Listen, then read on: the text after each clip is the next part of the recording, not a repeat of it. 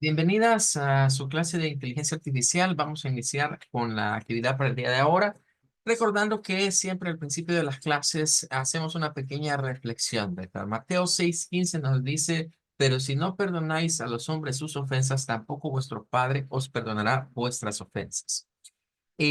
Algunas traducciones, ¿verdad? De ese pasaje cambian quizás lo de ofensas por pecado, por la palabra pecado, otras lo cambian por transgresiones, buscando como palabras sinónimas que nos traten de representar que de alguna manera quizás alguien tiene alguna deuda, no monetaria, ¿verdad? Una deuda moral quizás con nosotros. Pero es curioso, decíamos, analizar el contexto en el que Jesús dice estas palabras, y es que las dice inmediatamente, termina lo que es el Padre Nuestro. Eh, de todos los temas que abordan el Padre Nuestro, es curioso que el Señor Jesús se haya enfocado en el perdón. Y no solo eso, sino en hablar de la gracia del perdón, entendiendo que la gracia que tiene el perdón es precisamente que cuando un corazón está roto, está dañado, ha sido herido por otra persona, no puede ser sanado si no perdonamos de corazón a aquella persona que sentimos nos ha hecho daño o nos ha ofendido. Eh, la misericordia es un don, ¿verdad? Que Dios nos da y que debemos utilizarlo para con los demás, en términos de ser misericordiosos como Dios es misericordioso.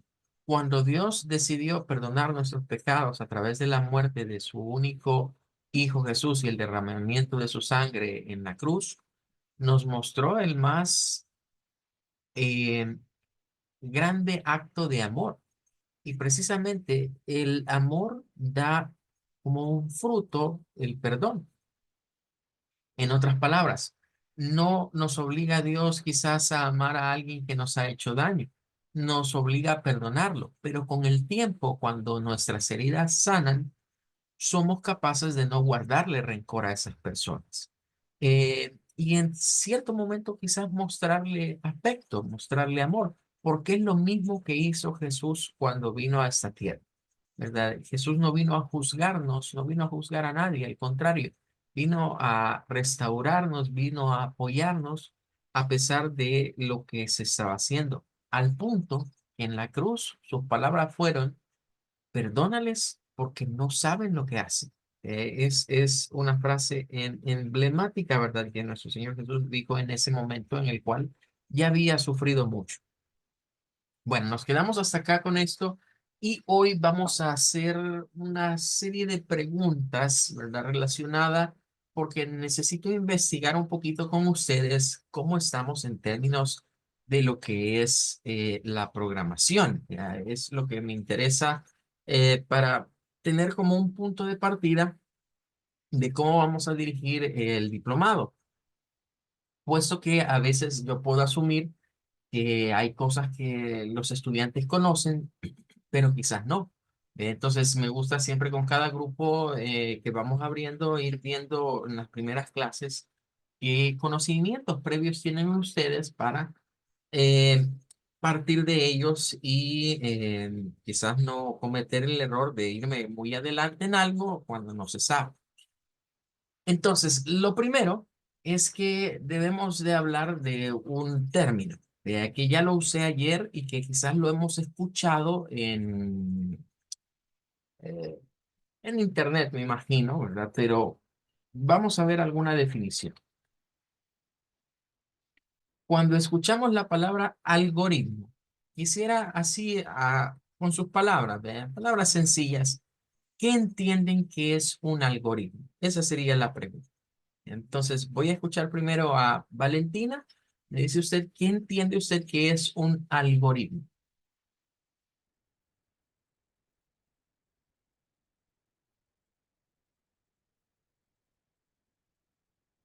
Eh, Quizás son como un conjunto de sistemas. Sería una idea que es un conjunto de sistemas. Bueno, Sí. estaría bien. Nos quedamos con esa idea de parte de Valentina. Eh, Ahora, le pregunto a Rocío, ¿qué idea tiene usted de lo que es un algoritmo? No estoy muy segura, pero creo que es como una serie de códigos que utilizan la lógica y, qué sé yo, alimentan la información que el sistema eh, revisa o mira de lo que nosotros estamos visualizando, ya sea en cualquier dispositivo. Es lo que me imagino. Ok, me gusta la idea que tiene de una serie de códigos, ¿verdad? Más o menos por ahí andaríamos. Em, bueno, quisiera hacerles otra pregunta, ya que estamos en este ambiente. En su formación educativa, en su formación académica, ¿han recibido clases de programación, de algún lenguaje de programación para computadoras? La pregunta sería primero para Valentina.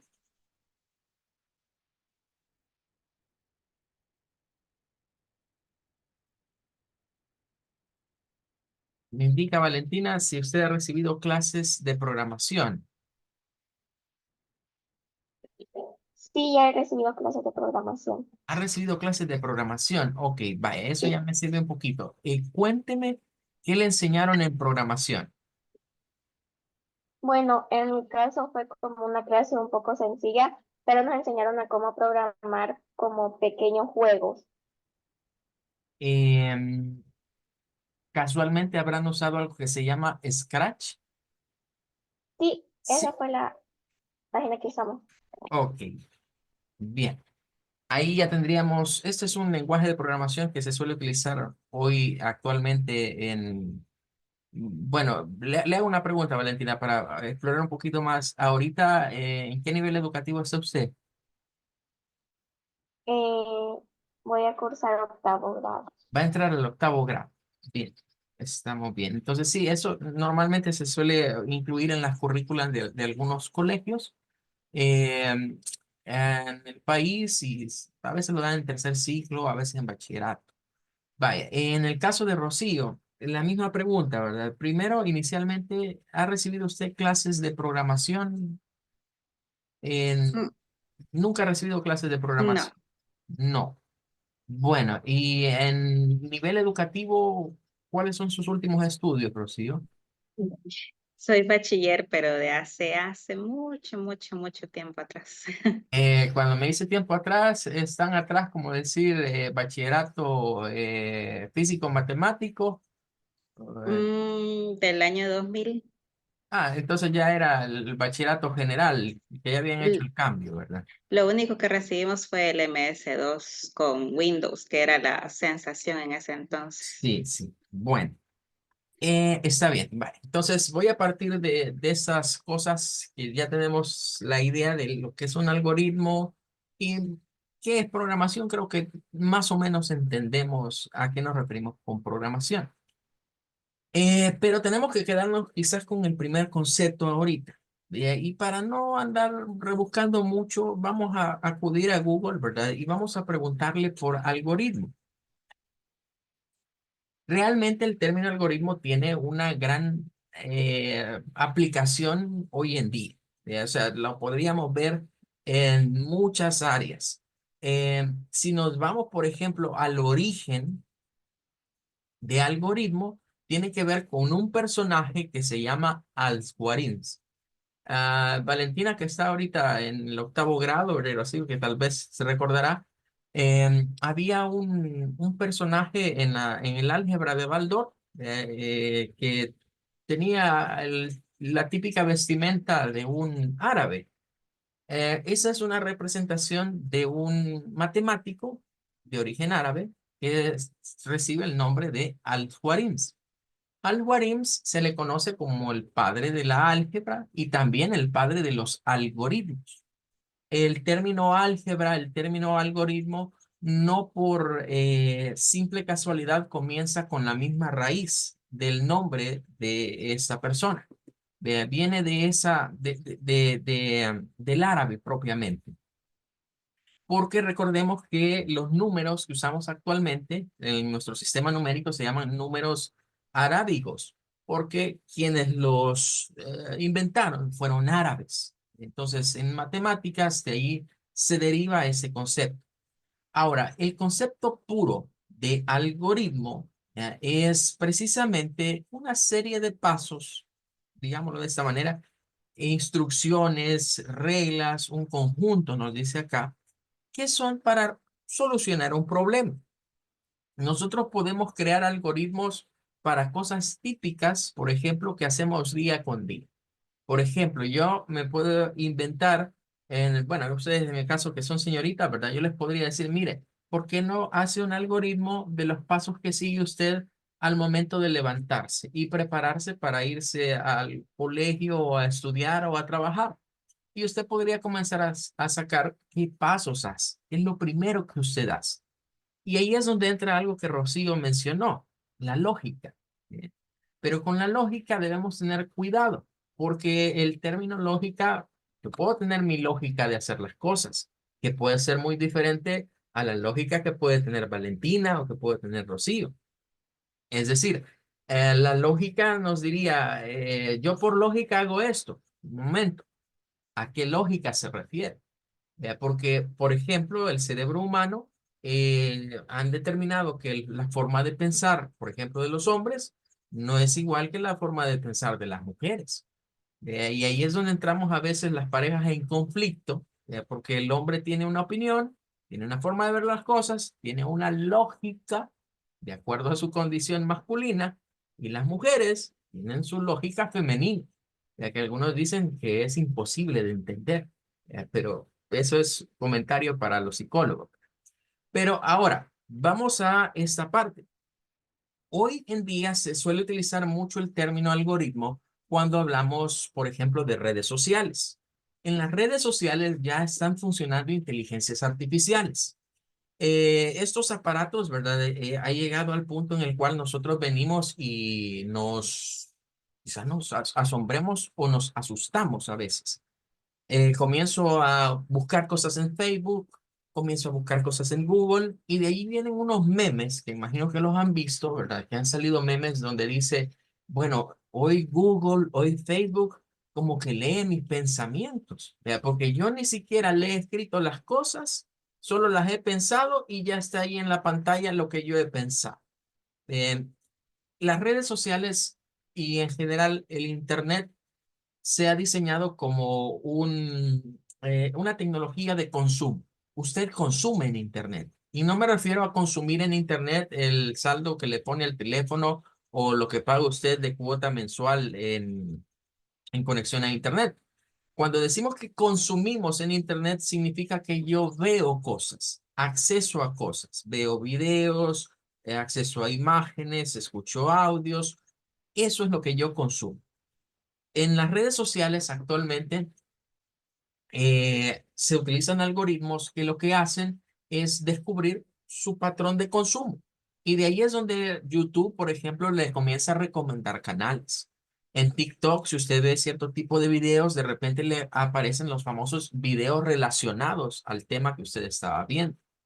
Entonces, en general, el algoritmo, la definición básica, se refiere a eso. Es un conjunto de instrucciones, un conjunto de programación, por así decirlo, que lo que hace es perseguir un objetivo para cumplir con una actividad determinada o un propósito determinado. Decíamos, los algoritmos son patrones, lo que hacemos, cómo los vamos resolviendo. En las matemáticas es fácil hablar de algoritmos porque el proceso, por ejemplo, para resolver, que me dicen, mire, resuelva un caso de factoreo o encuentre la derivada de esa ecuación, encuentre la integral de esa ecuación, resuelva una ecuación cuadrática, todo tiene pasos, pasos que se van siguiendo y que la lógica es, no me puedo saltar pasos porque entonces no puedo completar los anteriores. Esa es la denominada lógica computacional. Es decir, cuando las computadoras entran al juego para resolvernos problemas. Actualmente decimos que las inteligencias artificiales tienen algoritmos y los algoritmos les permiten a ellas ir identificando los patrones de consumo nuestros o bien patrones para desarrollar o ir aprendiendo. Entonces pueden ver que aquí nuevamente el contenido de Wikipedia nos vuelve a retomar a ciertas personas emblemáticas para el área de la informática, como lo es el señor Alan Turing y su famosa máquina de Turing, pero también nos va a llevar a otro autor como lo es Boole o el álgebra de Boole. Ahora, los algoritmos se pueden representar de diferentes maneras. Puede ser un texto como que usted diga paso uno, paso 2, paso 3, paso 4. Se pueden representar a través de diagramas de flujo o flujogramas, como el que estamos viendo acá. Y la última representación es a través de algo que se conoce como pseudocódigo. La palabra pseudocódigo, pseudo significa algo que es falso. Eso nos dice acá la enciclopedia. Significa que es un código, pero todavía no es un código de programación. Es nada más algo que va un poquito más lejos en términos de decir las instrucciones a simplemente nosotros sacar los pasos. Entonces, existe hoy en día palabras que se suelen utilizar para decir las acciones que va a realizar un lenguaje de programación. Entonces, para comprender un poquito mejor cómo funcionan las inteligencias artificiales, debemos de conocer las bases de lo que se conoce como la algoritmia, que lleva implícito lo que es la creación de flujogramas y la creación de pseudocódigos. No podemos entretenernos mucho en este tema, porque sería quizás meternos a programación. Para darles una idea, en el caso de la Universidad Modular Abierta, la licenciatura en Ciencias de la Computación, en el primer ciclo se da una materia que se llama algoritmos. Ese es el nombre de la materia, algoritmos. Dura 6 meses. Imagínense pasar solo 6 meses estudiando este tópico de cómo funcionan los algoritmos, cómo funcionan los diversos flujogramas, cuáles son las estructuras de programación básica. Y a eso agréguenle que quienes estudian eso, después que han llevado en ese ciclo, les dan, si no me recuerdo mal, son 4 programaciones. O sea, pasan toda su carrera, los 5 años, estudiando programación. Bien. Porque entran con lo que es Progra 1 en el ciclo 2, Progra 2 en el ciclo 3 y así sucesivamente. Si me voy a otra universidad en la que hemos tenido la oportunidad de colaborar, en el caso de la ingeniería en ciencias de la computación, ingeniería en telecomunicaciones, en general la ingeniería en sistemas informáticos de la Francisco Gavidia, es casi el mismo caso. Allí no les dan algoritmos. Allí de hecho se comienza con programación uno, le decimos progra 1. Y ahí son 4 programas nada más las que se llevan en todas esas carreras. En otras palabras, lo que yo les quiero decir es que meterse a estudiar programación es bien vasto. Es mucho lo que hay que estudiar. Entonces, el diplomado no se va a enfocar tanto en eso, en estudiar todos los lenguajes de programación o todas las cosas. Vamos a ir hablando de ciertos elementos que se utilizan en los lenguajes de programación para manejar lo que son las inteligencias artificiales. Ese va a ser el propósito. Pero sí, vamos a dar una pequeña noción de qué es el tema de algoritmos, qué son los pseudocódigos, qué son, por ejemplo, los diagramas de flujo, para que podamos comprender mejor cómo es que han hecho funcionar a las inteligencias artificiales. Entonces, regresando acá. Voy a escribir algunas, bueno, ya lo dijimos al principio, ¿verdad? Pero voy a nada más escribir algunos nombres de lenguajes de programación que están relacionados a el mundo, digamos, de las inteligencias artificiales, para ver hasta cuáles conocemos o, digamos, de cuáles hemos oído hablar. El primero de ellos es un lenguaje que se conoce como Python. Es el primer lenguaje del que debemos de hablar que está relacionado a inteligencias artificiales. Claro, hay muchos más lenguajes, pero voy a poner nada más los que están, digamos, inmersos o que se han utilizado para generar las inteligencias artificiales que actualmente se encuentran en funcionamiento en Internet. El siguiente que debemos de tocar es el que se conoce como Java. Es el siguiente lenguaje de programación que suele utilizarse. Eh, Aunque es un lenguaje de los más antiguos, y algunos dirían, y todavía siguen programando en eso, pues sí, se sigue utilizando. De ahí es el lenguaje C, pero es el C, en español hemos acostumbrado a decirle el C++. En inglés se dice C++, es el nombre de ese lenguaje. También se suelen utilizar otros lenguajes. Hay un lenguaje que su nombre no es muy rebuscado, ¿verdad? Pero se suele utilizar para eso y es el llamado lenguaje R. Así se llama nada más, lenguaje R. En ese diría yo, miren, ahí no se complicaron, ¿ve? Con ese lenguaje en el nombre no se complicaron. Pero bien, hay otro que es una variante de Java. Se parece el nombre, pero no es lo mismo. Y el otro se llama JavaScript, que también no es de los más recientes, ya tiene tiempo de existir, pero se suele utilizar para lo que vendría siendo programación de inteligencias artificiales. Entonces se suele utilizar. Y bueno, quizás me voy a quedar con estos, ¿verdad? Hay otros más, pero creo que son menos utilizados. Entonces, ya con los nombres que están acá, solo voy a hacer unas pequeñas preguntas. Me van diciendo sí o no simplemente, para tener más o menos un parámetro. Vaya, Valentina, ¿ha escuchado de algunos de estos? Dígame de cuáles ha escuchado estos nombres y que diría usted, ya ha escuchado el nombre por lo menos. Solo he escuchado sobre Java. Solo sobre Java. Sí, Bueno, me imagino que ha escuchado de Java, si no estaré mal, por los juegos que crean a veces para móviles. ¿Ya? sí, Ok, sí. excelente. Bueno, gracias. Ahora veamos, Rocío, dígame de estos, de cuáles has escuchado algo. Igual, solo Java y JavaScript. Ok, muchas gracias. Y ahí tendríamos. Bueno, ahí tendremos esos, digamos que son los que han escuchado ustedes en términos de saber, por ejemplo, que se utilizan para hacer algo en específico. Bueno, de estos que están acá, les decía, miren, lenguaje C es el más antiguo. Y a pesar de que tiene tanto tiempo de existencia este lenguaje, siendo de los, digamos, ah, predecesores al resto de los que están acá.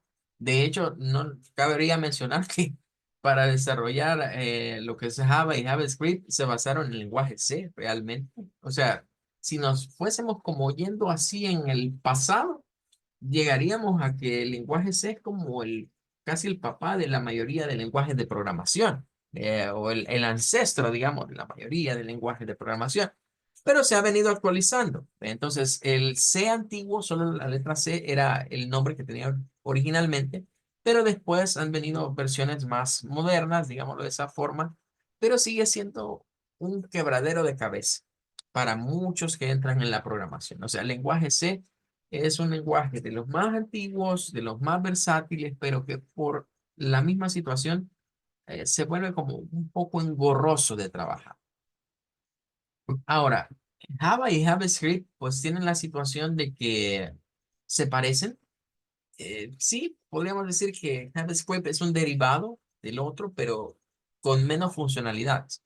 De hecho, este último, ¿verdad? Es más considerado un lenguaje complementario a lo que es el HTML, igual que Python. Es decir, en el caso de este y de este, son lenguajes que están relacionados al mundo de las webs propiamente. O sea, para todo aquello que se trabaja a través de páginas web. Eh, Algunos incluso no les gusta considerar a JavaScript como un lenguaje de programación propiamente, porque dicen de que no se utiliza una interfaz para crearlo, sino que todo va en el código de una página web, y que realmente forma parte del código del HTML. Así sucede con varios lenguajes que están más relacionados al mundo de las páginas web o su razón de ser se encuentra ahí.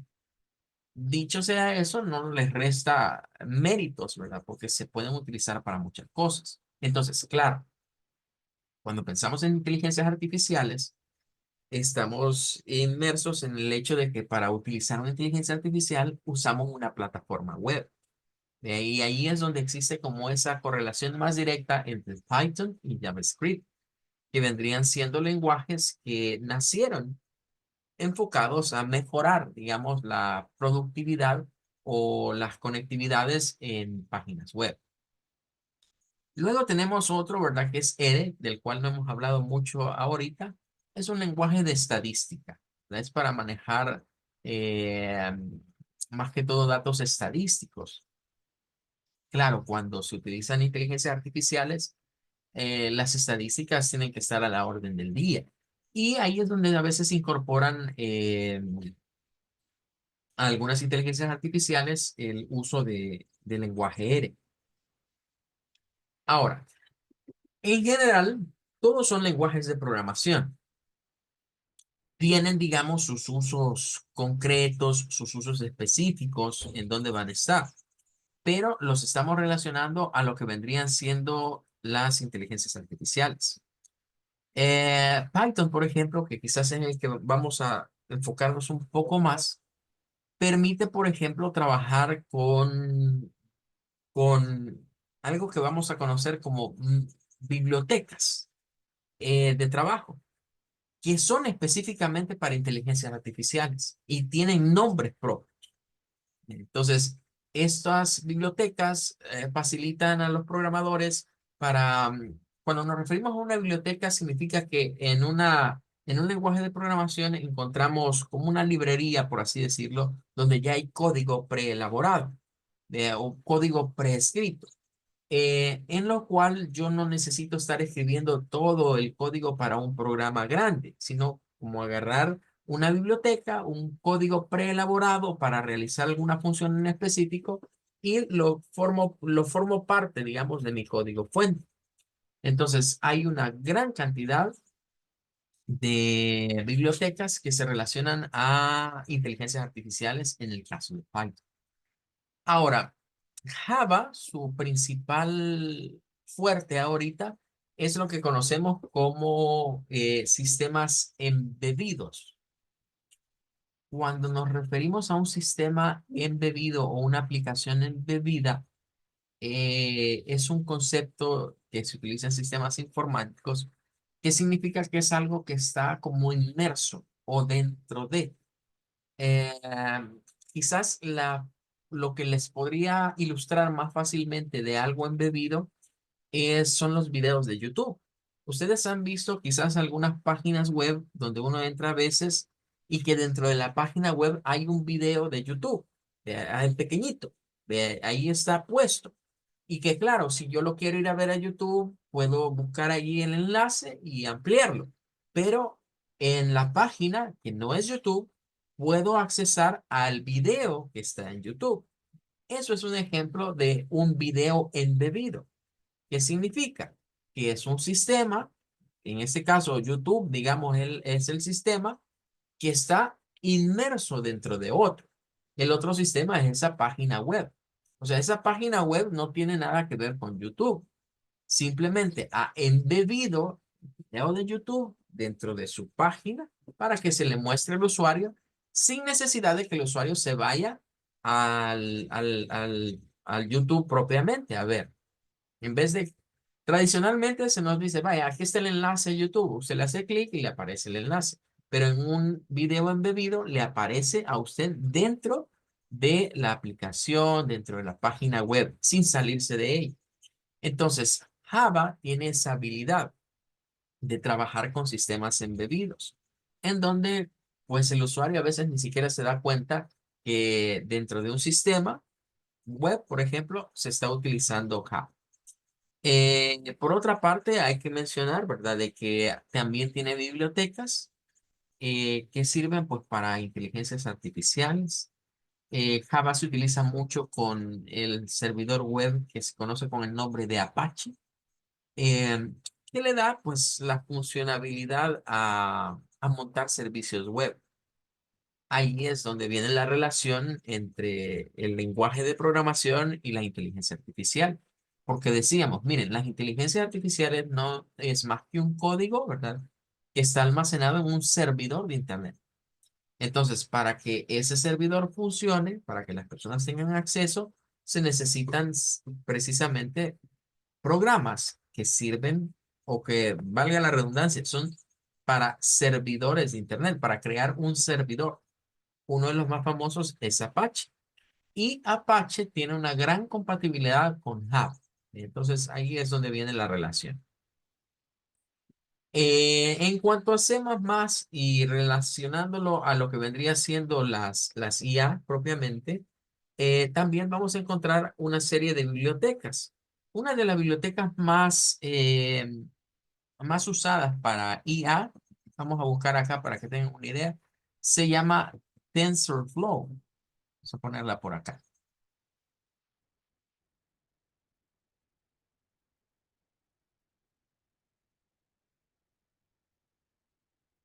Ahí está. Esa biblioteca está disponible para varios de esos lenguajes de programación. ¿Ya? No es exclusiva, digamos, de uno, sino que se utiliza en varios. Bueno, de hecho, este es su sitio web, ¿verdad? El que estamos viendo acá. Y como biblioteca, pues se le puede agregar a uno de estos lenguajes de programación de los que hemos estado utilizando con el propósito de trabajar precisamente inteligencias artificiales. Por eso dice, son modelos de aprendizaje automático. Entonces, esto se agrega al lenguaje en cuestión y podemos nosotros ya crear lo que vendría siendo, por ejemplo, un chatbot o algún otro tipo de inteligencia. Hay que darnos cuenta que, como les dije, esto tiene que ver mucho con programación. El diplomado, ¿verdad? No se centra tanto en programación, sino más bien en el hecho de comprender, entender el uso que tienen ahorita las inteligencias artificiales, pero conociendo cómo es que han sido desarrolladas. Entonces, para esa parte, para conocer cómo se han desarrollado, es que necesitamos saber un poco de lenguajes de programación. Los lenguajes de programación casualiza que todos tienen, digamos, sus, eso se ha puesto de moda, ¿verdad? Si nosotros ponemos acá, por ejemplo, ponemos este, miren, vamos a reconocer inmediatamente su icono, este que está aquí. Estos son la mascota y su icono. Inmediatamente eso se asocia a este lenguaje. Ahora, si ponemos el otro, por ejemplo, así, inmediatamente este nos va a mandar a una idea de lo que es este lenguaje, que no es el mismo anterior. Vea, si ponemos, por ejemplo, acá, a eso sí lo tengo que poner así, porque si no, no nos va a dar resultado. Ve, y nos asocia, ahí está el símbolo de este lenguaje. Bien. Eh, si pensamos, por ejemplo, en el primero, ¿verdad? Que ya no lo buscamos, ¿verdad? Pero es el Python, ya decíamos. Ahí está el logotipo de este. Y claro, el rey de reyes, digamos, de los lenguajes de programación, ¿verdad? Porque miren, aquí nos dice desde cuándo viene este lenguaje. Ha recibido actualizaciones, claro está, ¿verdad? Se ha ido mejorando, pero imagínense desde cuándo viene. Por eso les decía, este es como el ancestro de la mayoría de lenguajes de programación. A muchos no les gusta ese lenguaje, lo consideran complicado y prefieren otro tipo de lenguajes. Pero pueden ver que los lenguajes hoy están bien estructurados. Pero aquí es donde vamos a cerrar con la idea de lo que leímos que era un pseudocódigo. El pseudocódigo es como prepararme para llevar un, una solución de programación al lenguaje que yo quiera. Por eso se le llama pseudocódigo. La tarea del programador, por ejemplo, es tomar un pseudocódigo y implementarlo en el lenguaje en el que tenga en cuestión. Yo puedo tener, por ejemplo, un flujograma con mi pseudocódigo y a partir de eso lo puedo llevar al lenguaje C++, lo puedo llevar a JavaScript, lo puedo llevar a Python, lo puedo llevar al lenguaje que sea. Esa es la ventaja de un pseudocódigo, que es independiente del lenguaje de programación, pero me dicta los pasos a seguir, las estructuras a utilizar, las condiciones a considerar en el lenguaje al que lo quiera exportar. Entonces, vamos a ir viendo un poquito de esos conceptos en estas primeras clases para que ustedes se vayan adaptando y no nos suene muy raro, ¿verdad? O no nos quedemos con esa pregunta, bueno, ¿y cómo es que hacen estas inteligencias? De hecho, ya estamos teniendo una idea, ¿verdad? Las hacen con lenguajes de programación. Es código estructurado, ¿verdad? El cual diseñan y que utilizan librerías. Las librerías les permiten a ellos, por así decirlo, no matarse con tanto código. Las librerías son como códigos ya preelaborados para ciertas situaciones que se vuelven comunes y que yo solo las tomo y las utilizo en mi código fuente. No tengo que estarlo programando todo.